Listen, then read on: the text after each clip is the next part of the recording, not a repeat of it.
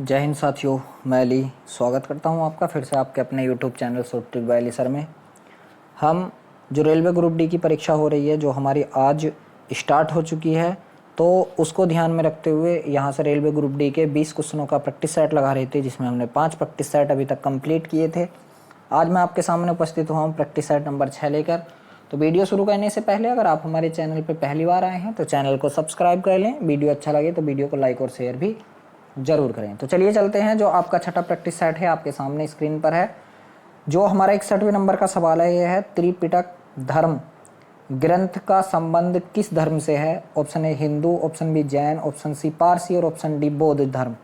तो यहाँ से आपको बताना है। तो देख लीजिए, ये जो आपके तीनों पिटक हैं, इन पिटकों के नाम क्या हैं। तो पहले का नाम है विनय पिटक, दूसरे का नाम है सुत्त पिटक और तीसरे का नाम होता है यहाँ से अभिधम्ब पिटक। ये किसके प्रमुख ग्रंथ है तो आप बताओगे बौद्ध धर्म के प्रमुख ग्रंथ हैं। किसके, यहाँ से आप बताओगे बौद्ध धर्म। तो ऑप्शन नंबर डी इसका बिल्कुल सही है, बौद्ध धर्म के प्रमुख पिटक हैं। अगर बात की जाए, ये त्रिपिटक जो हैं मतलब बौद्ध धर्म के, और बौद्ध धर्म के संस्थापक कौन थे तो आप बताओगे महात्मा बुद्ध। कौन थे, महात्मा बुद्ध। अब चलिए चलते हैं। जो अगला 62 नंबर का सवाल है आपका कि भारत में मनसबदारी प्रथा किसने शुरू की। Option A Babur, option B Humayun, option C Akbar और ऑप्शन डी जहांगीर। आपको बताना है कि मनसबदारी जो प्रथा है वो किसने शुरू की है अपने भारत के अंदर। तो देख लीजिए, जो बात की जाए इसकी मनसबदारी प्रथा की, तो ये सर्वप्रथम अकबर के शासनकाल में शुरू की गई थी। किसके शासनकाल में तो आप बताओगे अकबर के शासनकाल में। तो अकबर कौन से ऑप्शन में है, जी हाँ ऑप्शन नंबर सी इसका बिल्कुल सही है कि अकबर के शासनकाल में मनसबदारी प्रथा शुरू की गई थी। अब देख लीजिए, जो अगला 63वें नंबर का सवाल है 63वां यहाँ से कि महाराजा रणजीत सिंह के राज्य की राजधानी क्या थी। Option A Patna, option B Fatehpur Sikri, option C Islamabad और ऑप्शन डी लाहौर। यहाँ से आपको बताना है जो आपके महाराजा रणजीत सिंह थे उनकी राजधानी क्या थी। तो देख लीजिए, महाराणा रणजीत सिंह की जो राजधानी थी तो वो कौन थी आप बताओगे। ऑप्शन डी इसका बिल्कुल सही है, लाहौर थी। कौन थी, लाहौर थी। अब देख लीजिए, जो अगला सवाल है 64 नंबर का कि गांधी जी ने किस वर्ष में असहयोग आंदोलन की शुरुआत की थी। Option A 1980, option B 1900, option C 1920 और ऑप्शन डी 1940। तो बात की जा रही है असहयोग आंदोलन की, ठीक है। तो असहयोग आंदोलन जो था ये गांधी जी द्वारा शुरू किया गया था, और कब किया गया था तो आप बताओगे कि 1 अगस्त सन 1920 को। कब, आप बताओगे 1 अगस्त सन 1920 को गांधी जी के द्वारा असहयोग आंदोलन को शुरू किया गया था। तो 1 अगस्त 1920। तो यहाँ से ऑप्शन नंबर सी आपका बिल्कुल सही है। अब चलिए चलते हैं अगले 65वें नंबर के सवाल की तरफ। तो देख लीजिए 65वां सवाल आपका कि इंडिया गेट का डिजाइन खालिस्तान ने तैयार किया था, मतलब किसने तैयार किया था। ऑप्शन ए है यहाँ से आपका Frank Lloyd Wright, option B है sir Edwin Lutyens, option C है फ्रैंक गेहरी और ऑप्शन डी है जाहा हादिद। तो आपको बताना इनमें से कौन सही है जिसने इंडिया गेट का डिजाइन तैयार किया था। बात की जाए इंडिया गेट की, तो इंडिया गेट क्या है, एक युद्ध स्मारक है भारत का। कहाँ है, भारत का क्या है वो एक युद्ध स्मारक है। और है कहाँ तो वो आप बताओगे कि दिल्ली में स्थित है। कहाँ है, दिल्ली में स्थित है। और इसकी ऊंचाई की अगर बात की जाए तो ये 43 मीटर ऊंचा द्वार है। कितना, 43 मीटर ऊंचा। और इसका डिजाइन जो तैयार किया था तो आप बताओगे किसने किया था। तो यहाँ से आप बताओगे सर एडविन लुटियंस ने इसका डिजाइन तैयार किया था। तो ऑप्शन बी इसका बिल्कुल सही है, सर एडविन लुटियन, या इन्हें एडवर्ड लुटियन भी कह देते हैं। अगर बात की जाए कि कब बनाया गया था यो, तो आप बताओगे कि 1931 में बनाया गया था। कब, 1931 में। और जो यूनाइटेड किंगडम में हमारे जो मतलब जो अफगानों से हमारा प्रथम युद्ध, विश्व युद्ध हुआ था ब्रिटिश सेना की साइड से, जो भारतीय सैनिक गए थे 78,000 सैनिक, ठीक है। तो उनमें से 13,300 सैनिकों के नाम इस गेट पर लिखे हुए हैं। 13,300 सैनिकों के नाम, कितनों के, 13,300। तो इसका डिजाइन किसने तैयार किया तो आप बताओगे सर एडविन लुटियंस ने। और कब बनाई गया ये तो आप बताओगे 1931 में। और कितने मीटर ऊंचा है तो आप बताओगे 43 मतलब 43 मीटर ऊंचा है। अब देख लीजिए, जो 66वें नंबर का सवाल है हमारा कि भारत के संविधान में न्यायिक पुनरावलोकन की शक्ति और न्यायपालिका की स्वतंत्रता का खालिस्तान संविधान से लिया गया, मतलब कहाँ के संविधान से या किस संविधान से लिया गया है। तो ऑप्शन ए है आपका ब्रिटिश, ऑप्शन बी है आयरलैंड, ऑप्शन सी है कनाडा और ऑप्शन डी है आपका अमेरिका। यहाँ से आपको बताना है कि हमने जो न्यायिक पुनरावलोकन और न्यायपालिका की स्वतंत्रता की शक्ति ली है वो किस संविधान से ली है। ठीक है, तो देख लीजिए यहाँ पर ऑप्शन नंबर डी में जो है आपका कौन है, अमेरिका। हमने अमेरिका से क्या लिया है, ये पुनरावलोकन के सिद्धांत और उच्च न्यायालय तथा उच्च न्यायालयों के न्यायाधीश के पदों से हटाया जाना और राष्ट्रपति पर महाभियोग, ये हमने किससे लिया है, तो आप बताओगे ये हमने अमेरिका के संविधान से लिया है। अब चलिए चलते हैं अगले सवाल पर। तो 67वां सवाल है हमारा कि भारतीय संविधान का अनुच्छेद 356 किसके बारे में बताता है। ऑप्शन ए राज्य के नीति निर्देशक सिद्धांत, ऑप्शन बी राज्य के राष्ट्रपति राज्य में राष्ट्रपति शासन लागू करना, ऑप्शन सी शासकीय भाषा के रूप में हिंदी, और ऑप्शन डी कश्मीर को विशेष दर्जा। यहाँ से आपको बताना है कि 67वें सवाल का आंसर आपका क्या होगा। तो देख लीजिए, बात की जाए अगर अनुच्छेद 356 की, तो अनुच्छेद 356 राष्ट्रपति को यह घोषणा करने का अधिकार देता है कि वह आश्वस्त है कि वह स्थिति आ गई है कि राज्य सरकार संविधान के उपबंधों के अनुरूप नहीं चल रही है, तो राष्ट्रपति राज्यपाल की रिपोर्ट के आधार पर या दूसरे ढंग से भी राज्य में राष्ट्रपति शासन लागू कर सकता है, राष्ट्रपति शासन लागू कर सकता है। ठीक है, तो यहाँ से आपको बताना है क्या है।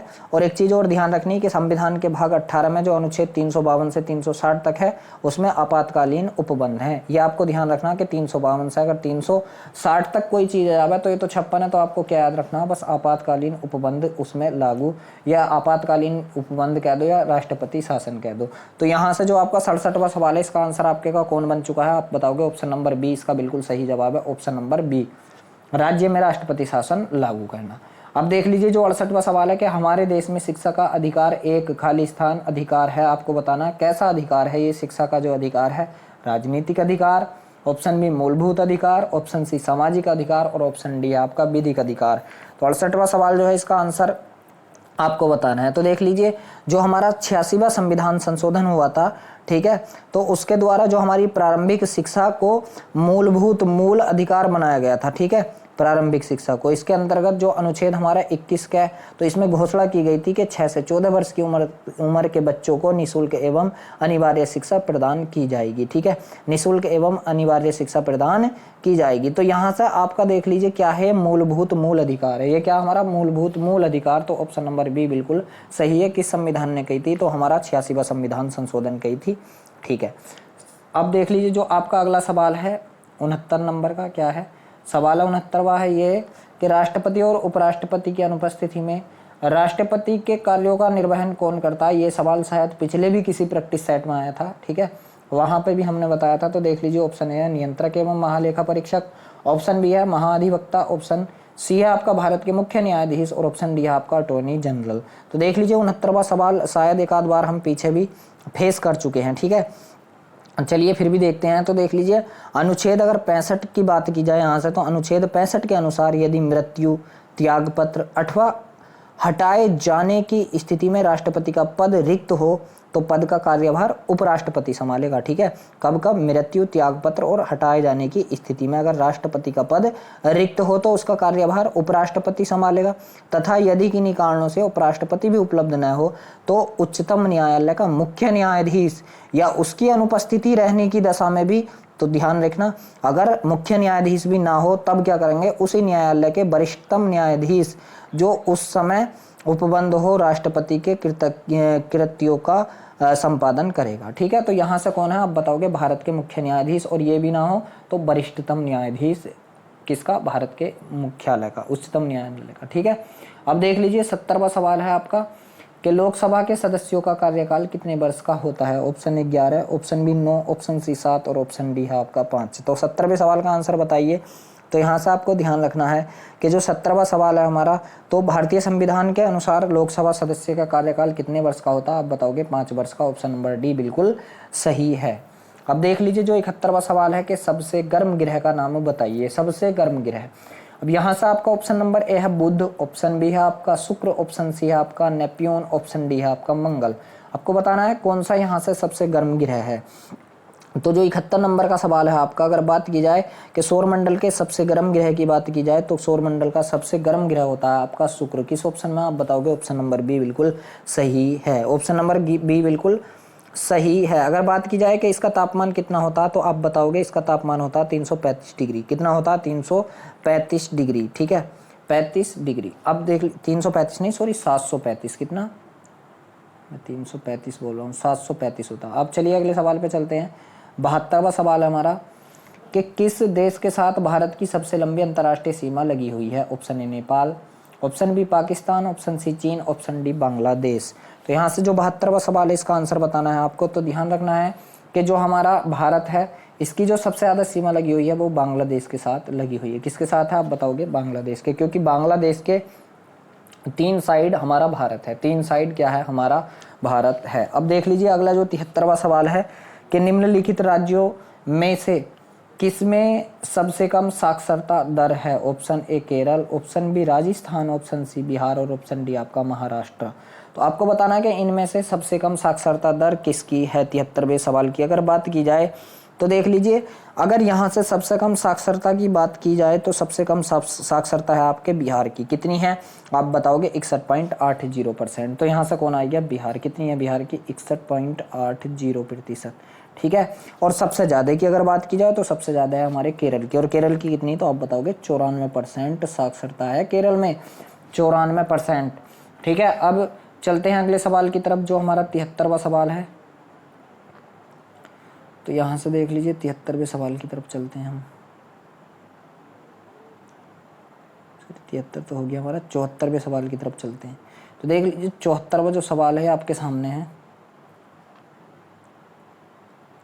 देख लीजिए क्या 74वां सवाल है कि एक तोप का गोला दागा गया है, इस गोले की गति खाली स्थान का एक उदाहरण है। आप बताना किसका उदाहरण है? सरल रेखीय गति का, प्रक्षेपीय गति का, ऑप्शन डी है अतिशयोक्तिपूर्ण गति का, ऑप्शन डी है क्षैतिज गति का। आपको बताना है किसका उदाहरण है एक गोला दागा गया है।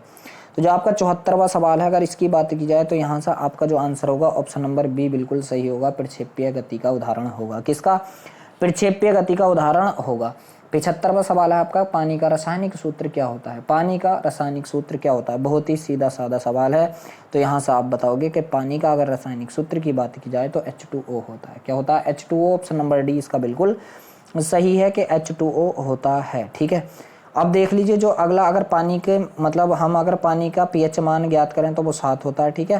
ठीक है। और जो बात की जाए कि पानी का घनत्व सबसे ज़्यादा कब होता है तो आप बताओगे 4 डिग्री सेल्सियस पर पानी का सबसे ज़्यादा घनत्व होता है।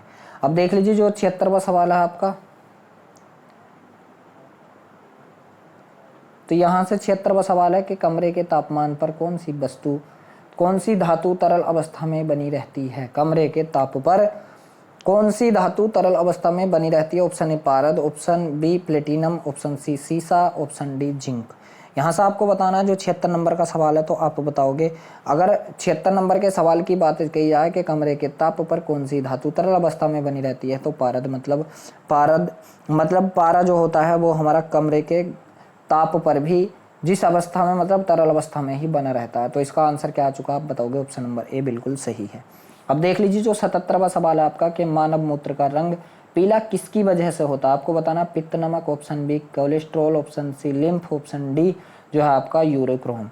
तो देख लीजिए जो आपकी अगर बात की जाए तो अगर मूत्र की बात की जाए तो मतलब सामान्य मूत्र में जो होता है 95% जल होता है, 2% लवण होता है, 2.7% यूरिया तथा अन्य अपशिष्ट पदार्थ होते हैं। ठीक है। इसका पीला रंग जो होता है तो आप बताओगे यूरोक्रोम के कारण होता है, जो हीमोग्लोबिन के अपघटन के कारण बनता है।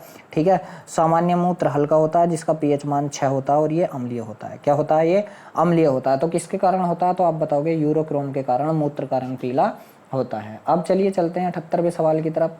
सवाल है 78वां कि कान्हा टाइगर रिजर्व किस राज्य में है? Option A Maharashtra, option B Andhra Pradesh, option C Chhattisgarh, option D Madhya Pradesh. यहाँ से आपको बताना है कि कान्हा टाइगर रिजर्व जो है तो आप बताओगे कि कान्हा टाइगर रिजर्व कहाँ है? मध्य प्रदेश में। मध्य प्रदेश किस ऑप्शन में है तो आप बताओगे ऑप्शन नंबर डी बिल्कुल सही है कि कान्हा कान्हा टाइगर रिजर्व मध्य प्रदेश में स्थित है। अगर बात की जाए कान्हा को वर्ष 1933 में अभ्यारण्य के तौर पर स्थापित किया गया और इसे वर्ष 1955 में राष्ट्रीय पार्क घोषित कर दिया गया था। ठीक है। 1973 में प्रोजेक्ट टाइगर के तहत उद्यान का 970.43 वर्ग किमी का क्षेत्रफल कान्हा बाघ संरक्षित क्षेत्र घोषित कर दिया गया था। यहाँ बाघ, काला हिरन, बारहसिंगा, सांबर और चीता आदि वन्यजीव पाए जाते हैं। तो कौन सा ऑप्शन है यहाँ से? ऑप्शन नंबर डी इसका बिल्कुल सही है। अब देख लीजिए जो 79 नंबर का सवाल है आपका कि अंतर्राष्ट्रीय योग दिवस प्रतिवर्ष किस दिन मनाया जाता है? ऑप्शन ए 21 मई, ऑप्शन बी 21 जून, ऑप्शन सी 25 मई, ऑप्शन डी 25 जून। को बताना है तो देख लीजिए, अगर योग दिवस की बात की जाए तो यह पहली बार 21 जून सन 2015 को मनाया गया था। तो कब मनाया जाता है? आप बताओगे 21 जून। पहली बार कब मनाया गया था? आप बताओगे 21 जून 2015 को। ठीक है, 21 जून 2015 को ये पहली बार मनाया गया था। ठीक, अब चलिए चलते हैं, जो अगला 80 नंबर का सवाल है आपका। सवाल है 80वां यहाँ से कि भारत के कितने राज्यों में विधान परिषद है? बात की जाए कि भारत के कितने राज्यों में विधान परिषद है, option A 11, option B 15, option C 22 और ऑप्शन डी 7। ठीक है, तो वर्तमान में अगर बात की जाए कि कितनों में विधान परिषद है, तो आप बताओगे कि यहाँ से अगर वर्तमान राज्यों की बात की जाए तो केवल 6 राज्यों में हमारी विधान परिषद है। किस किस में? उत्तर प्रदेश में, कर्नाटक में, महाराष्ट्र में, बिहार में, आंध्र प्रदेश में और तेलंगाना में विधान परिषद है। ठीक है, इन 6 के 6 में विधान परिषद है, मगर प्रश्न काल में अगर जम्मू कश्मीर में भी विधान परिषद थी। ठीक है, जिसमें विधान परिषद वाले राज्यों की संख्या 7 हो गई। कब? जम्मू कश्मीर में भी क्या है? विधान परिषद। ठीक है, जम्मू कश्मीर में भी क्या है? विधान परिषद। तो इसके अकॉर्डिंग हम कितने लगाएंगे यहाँ से? 7 लगाएंगे, वरना अगर 6 ऑप्शन में होता तो हम 6 लगाते। तो यहाँ से देख लीजिए, जो आपके 20 के 20 क्वेश्चन तो हो चुके हैं। आपको बताना है कि आपके यहाँ से इन 20 के 20 में से कितने क्वेश्चन सही हो पाए हैं। वीडियो अच्छा लगा हो तो वीडियो को लाइक करें, शेयर करें। हमारे चैनल पर अगर पहली बार है तो चैनल को सब्सक्राइब भी जरूर करें। धन्यवाद।